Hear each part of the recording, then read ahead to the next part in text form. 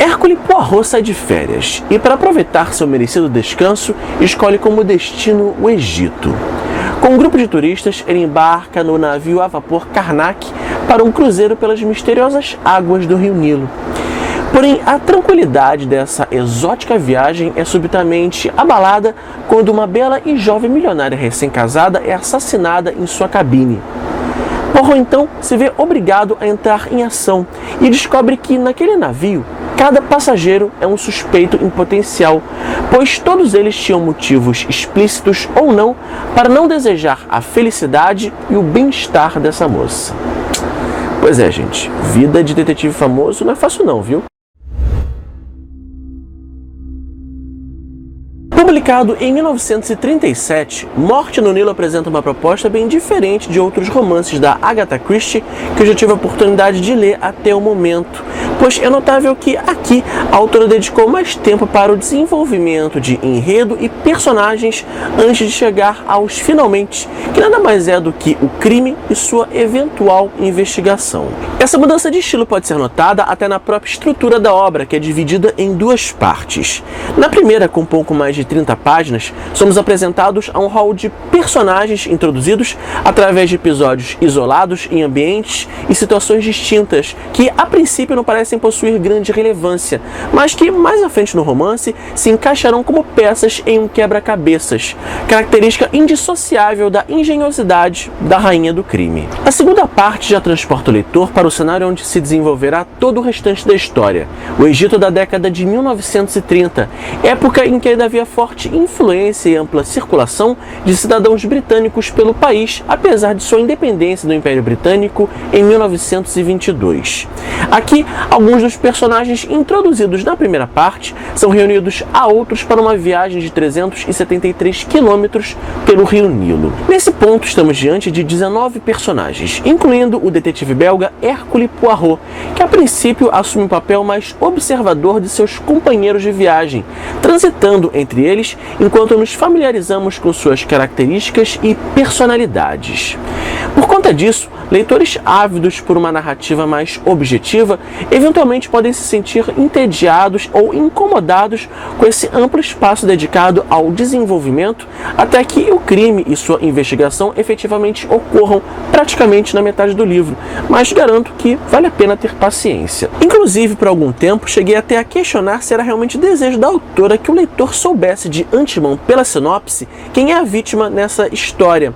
Porém, essa impressão se dissipou quando percebi, juntando todas as peças, que não havia a possibilidade de nenhuma outra personagem senão Lynette ser a vítima da vez, pois conforme a narrativa avança, fica claro que praticamente todos nessa viagem tinham algum motivo, por mais ínfimo que fosse, para desejar o mal da jovem milionária, seja por ganância, inveja ou ressentimentos. Por isso, quando Lynette é morta, já conhecemos esses personagens bem o suficiente para desconfiar que cada um deles pode estar ligado direta ou indiretamente não apenas a este crime, mas também aos outros que são cometidos durante a investigação. E sobre a conclusão, apesar de ser bastante criativa, confesso que não foi exatamente uma surpresa para mim, diferentemente de outras experiências que já tive com as obras de Agatha Christie.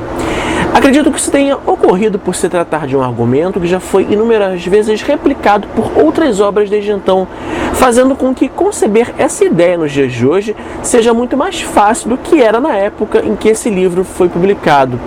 Porém, independentemente disso, é preciso reconhecer que encontramos aqui em Morte no Nilo uma das construções narrativas mais inteligentes da rainha do crime. Aliás, leitores já experientes com a obra da autora identificarão ao longo da leitura referências a outros livros e personagens seus, como por exemplo Arthur Hastings, amigo de Poirot, que esteve presente em 26 contos e 8 romances protagonizados pelo detetive belga, além de referências a Assassinato no Expresso do Oriente, Morte na Mesopotâmia e O Mistério do Trem Azul. Porém, acho que a referência mais evidente é justamente a presença do Coronel Race, personagem de outros 3 romances da autora, incluindo Cartas na Mesa referenciado nessa história, e que aqui assume a função de braço direito de Poirot durante a investigação. Hercule Poirot conhecera o coronel um ano antes em Londres. Ambos foram convidados de um jantar deveras estranho, um jantar que se encerrara com a morte do anfitrião, um homem muito extravagante. Morte no Nilo já foi adaptado para o teatro pela própria Agatha Christie em 1944, para a televisão em 2 ocasiões e também 2 vezes para o cinema, em 1978 e agora em 2022.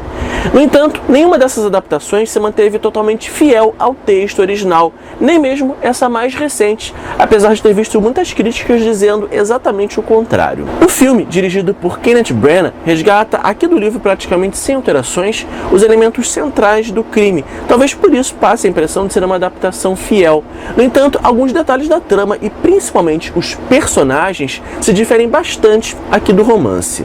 Um ótimo exemplo é Book, personagem do livro e do filme Assassinato no Expresso do Oriente, que não existe aqui, mas retorna nessa sequência ocupando funções que originalmente pertenciam a Tim Arlerton e Coronel Race, que foram suprimidos dessa versão, junto com a Sra. Arlerton, Jim Fanthorpe, Guido Richet, Mr. Ferguson e o Dr. Bessner. Porém, das mudanças propostas nessa adaptação, sem dúvida o que podemos escolher de mais positivo é o ganho em representatividade e diversidade inexistentes aqui no livro, com a presença de personagens homossexuais e de etnias não brancas em posição de protagonismo.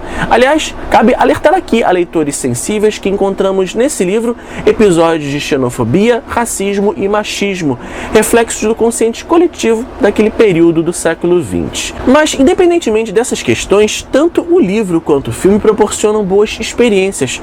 Afinal, acompanhar a forma peculiar com que Poirot vai dissecando a cena do crime e as provas colhidas nesse processo, até chegar ao apoteótico momento de revelar o nome do assassino, é sempre garantia de um ótimo entretenimento. Morte no Nilo é atualmente publicado pelas editoras L e PN na versão brochura e HarperCollins nessa belíssima edição em capa dura, com projeto gráfico e tradução renovados, mas que ainda merece uma atençãozinha especial na revisão porque eu encontrei um erro na página 110. Nada que prejudique a compreensão.